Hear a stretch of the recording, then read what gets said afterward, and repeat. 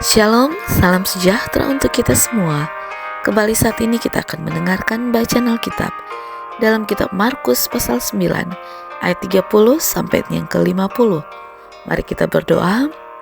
Bapa kami yang penuh kasih, terpujilah namamu. Saat ini kami akan mendengarkan firman-Mu. Kiranya kuasa Roh Kudus-Mu menuntun kami, sehingga firman yang kami dengarkan dapat kami hidupkan dalam kehidupan kami. Di dalam nama Yesus kami berdoa. Amin.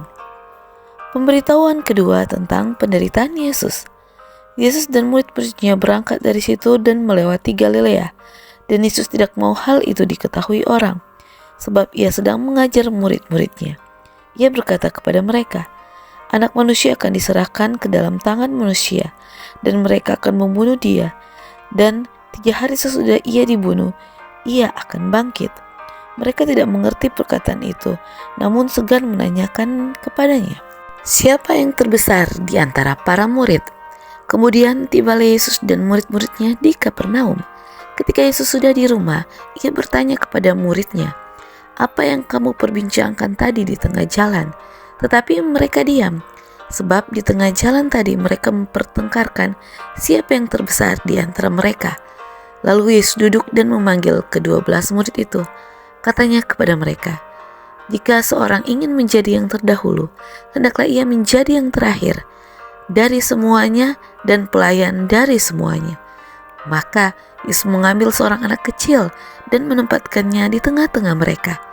Kemudian ia memeluk anak itu dan berkata kepada mereka, barang siapa menyebut seorang anak kecil seperti ini dalam namaku, ia menyambut aku. Dan barang siapa menyambut aku, ia bukan aku yang disambutnya, tetapi dia yang mengutus aku. Seorang yang bukan dari murid Yesus mengusir setan. Kata Yohanes kepada Yesus, Guru, kami melihat seorang yang bukan pengikut kita mengusir setan demi namamu. Lalu kami mencegah orang itu, karena ia bukan pengikut kita. Tetapi kata Yesus, jangan kamu cegah dia, sebab tidak seorang pun yang telah mengadakan mujizat demi namaku dapat seketika itu juga mengumpat aku. Barang siapa tidak melawan aku, ia ada di pihak kita. Aku berkata kepadamu, sesungguhnya barang siapa memberi kamu minum secangkir air oleh karena kamu adalah pengikut Kristus, ia tidak akan kehilangan upahnya. Siapa yang menyesatkan orang tentang garam?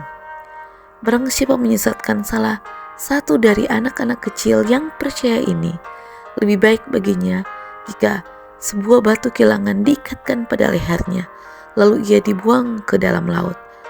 Dan jika tanganmu menyesatkan engkau, penggalah, karena lebih baik engkau masuk ke dalam hidup dengan tangan kudung daripada dengan utuh kedua tanganmu dibuang ke dalam neraka, ke dalam api yang tak terpadamkan.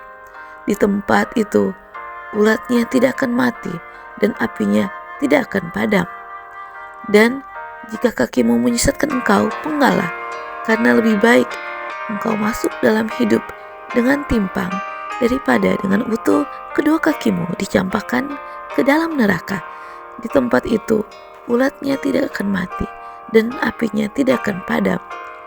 Dan jika matamu menyesatkan engkau, jungkillah, karena lebih baik engkau masuk ke dalam kerajaan Allah dengan bermata satu daripada dengan bermata dua dicampakkan ke dalam neraka, di mana ulat-ulat bangkai tidak mati dan api tidak padam, karena setiap orang akan digarami dengan api.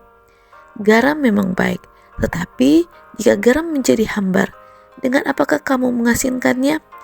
Hendaklah kamu selalu mempunyai garam dalam dirimu dan selalu hidup berdamai yang seorang dengan yang lain. Demikianlah bacaan Alkitab kita pada hari ini.